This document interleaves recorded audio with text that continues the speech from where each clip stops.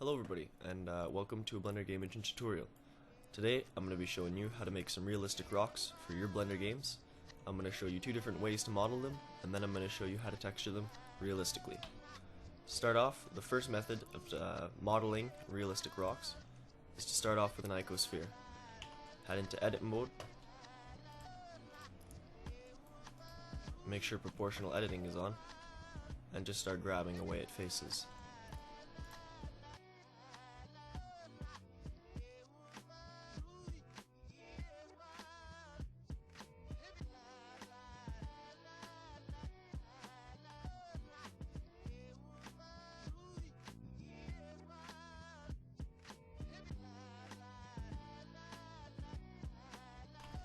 I'm going to go ahead and shade this smooth and leave it for now. The second method I use for carving realistic rocks, or sculpting realistic rocks, is, I just spoiled it, is sculpting. Again, you can start with an icosphere, and you're going to want to go into sculpt mode, and enable, should be good like that. So the idea is if you right click, it'll push, or sorry, if you left click, it'll push faces outward. This is if you're grabbing them. And there's all these different tools you can use as well. I'm going to use the grab tool, and I'm just going to use it to grab some of these faces. You can press F to change the size of your brush as well.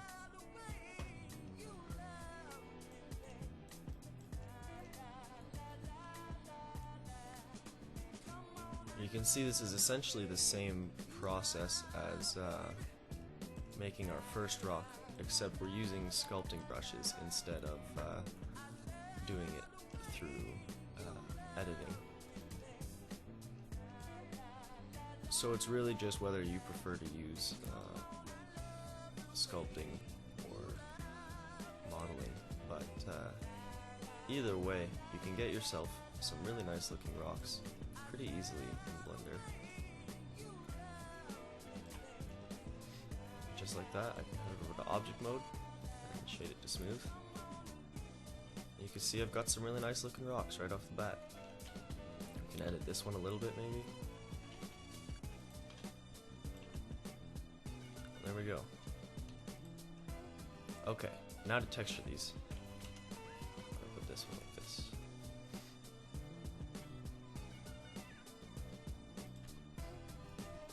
To texture these bad boys, I'm going to start by joining them, and then we can create some seams.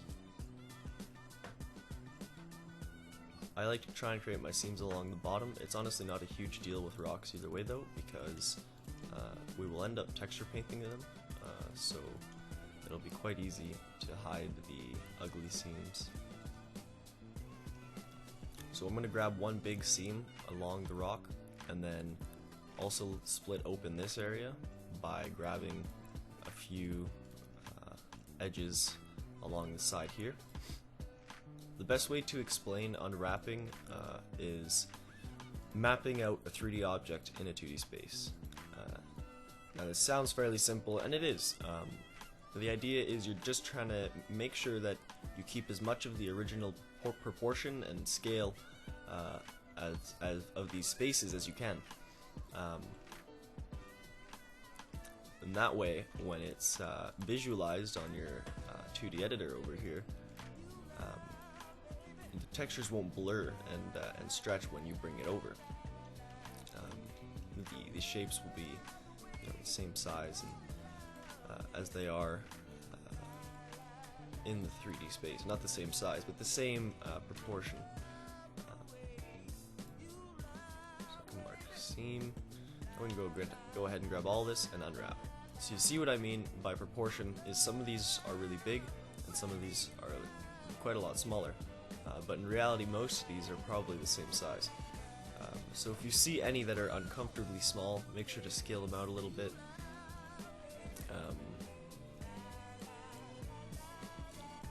Again, it's not the worst thing, but if you do see any that are really small, make sure you just give them a bit of love and make sure that They're not too small because you do want their textures, you do want their faces to have enough, space to actually grab the information off the texture. If it's too small, it's just going to look distorted and pixelated, or it might look stretched if you've got one vertice too close. We'll go ahead and put that there. I'm going to go ahead and put this one here. Go ahead and create a new image and call it rocks. And we can go ahead and bake an ambient occlusion for it.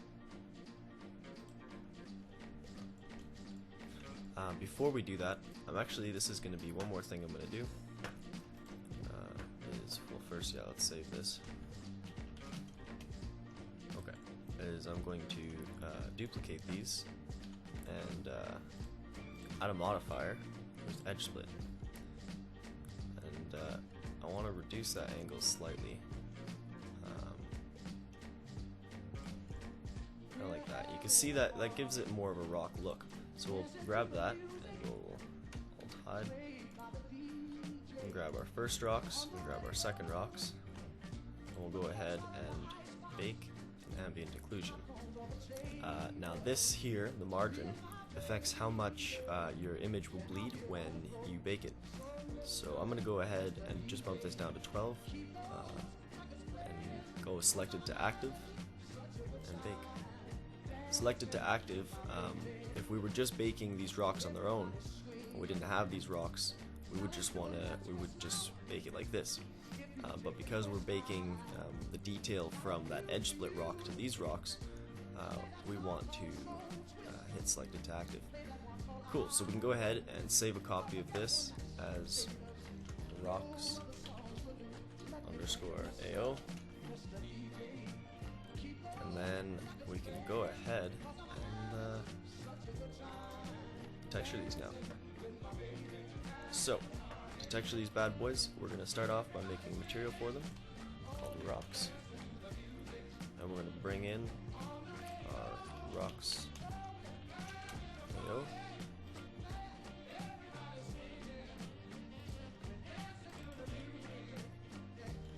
If I head over to texture mode here, we won't be able to see anything, so let's add a lamp.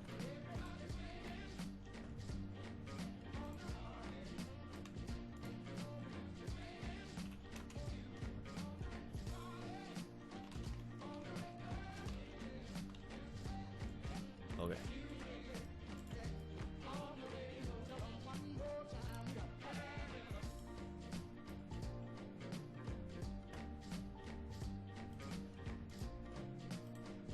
Now we can go ahead and texture these. So what we're going to do is add our actual texture, which is going to be an image that I purchased a while ago off of gametextures.com. But you will, trust me, you will find lots of beautiful images that you can use on cgtextures.com. This is not how it's going to look. We're going to hide that for a second and head over to texture paint mode. And grab our rock texture here and basically start painting. So this is what's so great about texture painting, is all those ugly seams that we've created are going to be super easy to hide now. So you want to make sure you're in solid view, not textured view. But yeah, as you can see, all these seams that would normally be super hard to blur and merge in Photoshop or in GIMP is now really easy because we can just do it right in Blender. So I actually like to do a lot of texturing in Blender. It's a really underrated program as far as texturing. And I find if you do most of the texturing work in Blender or the coloring work in Blender, it makes it a lot easier when you do get your final product. And I mean this for most textures and models too. I mean, I do this for just about everything now. I'll do the first coat in Blender and everything else in Photoshop. But it's always easier to get these edges lined up nicely in texture paint mode. So as you can see, in literally like 5 minutes, I've got myself some really nice looking rocks. But we can go even further with these. So what we're going to do is scale our brush down, put it over to add, and turn that strength down a little bit. And now what we can do is turn that strength down even more. So we want to be able to see it, but not too much. And what we're trying to do is, there we go, is basically just follow these curves that you see from the normal map of the, or sorry, or not the normal map, the ambient map that we baked, where it has edge splits. We basically want to lighten up those areas. So anywhere where there's really sharp corners or sharp edges, you just kind of want to add some lightness to it, and this will just kind of help distinguish the shape of the rock.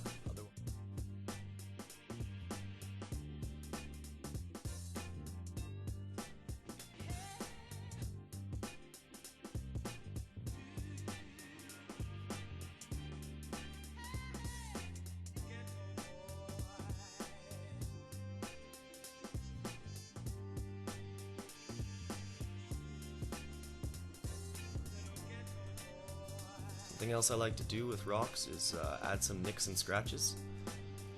So I can go ahead and turn this brush down a little bit and turn the strength up.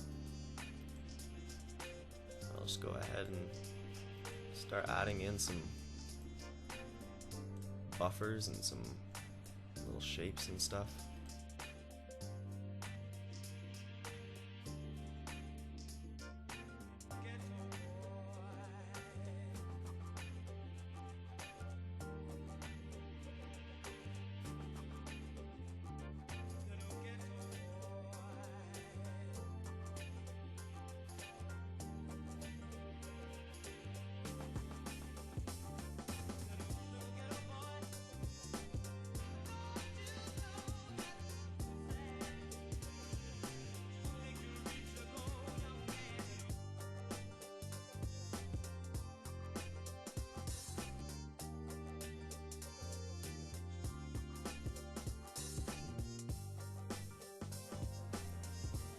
Okay, and there we go. Just like that, we've got some pretty good looking painted rocks. So we can save this image, save a copy, as rocks_diffuse. Now, if we head over to object mode, it's not applied. So what we need to do is bring it in. Rocks_diffuse. And we can go ahead and bring this image in. So if I head over to texture view, we've got this lovely image in.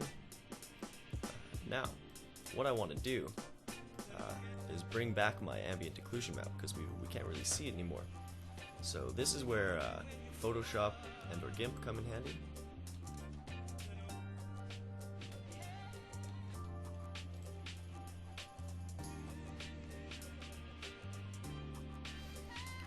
So I'm going to go ahead and create the normal map, the specular map, and the final diffuse for now. So what I'm going to do is bring in both these images, as well as, no, yeah, just this one's, okay. I guess it didn't bring me, there we go. Okay, so what we can do is rasterize this layer, and turn multiply on this one, maybe overlay, that looks better, and merge these layers, and then we can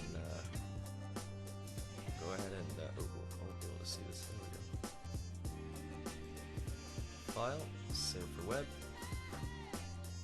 and save it as rocks diffuse.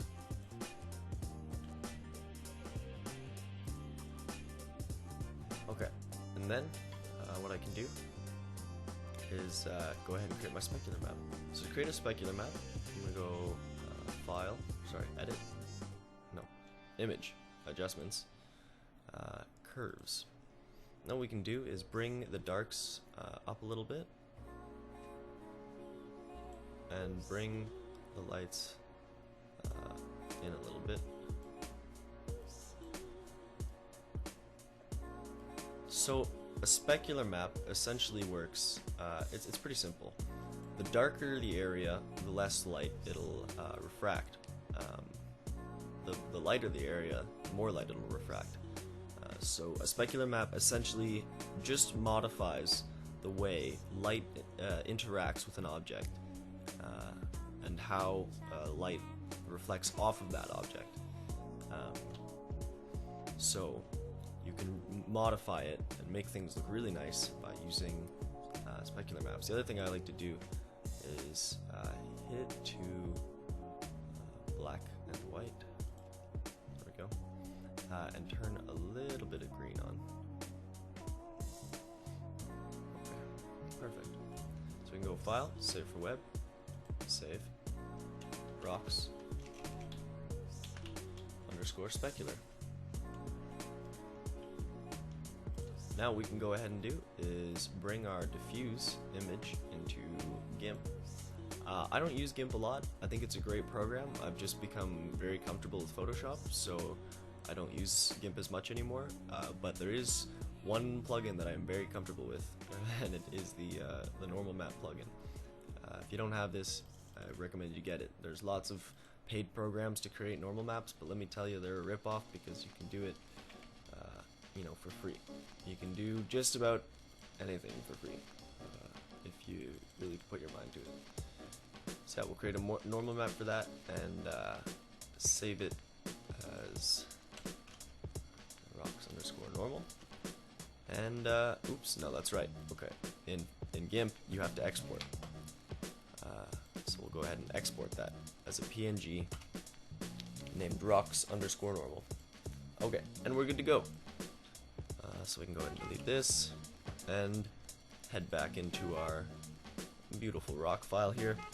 And they won't look like plastic rocks much longer. We can go ahead and bring in rocks _ normal.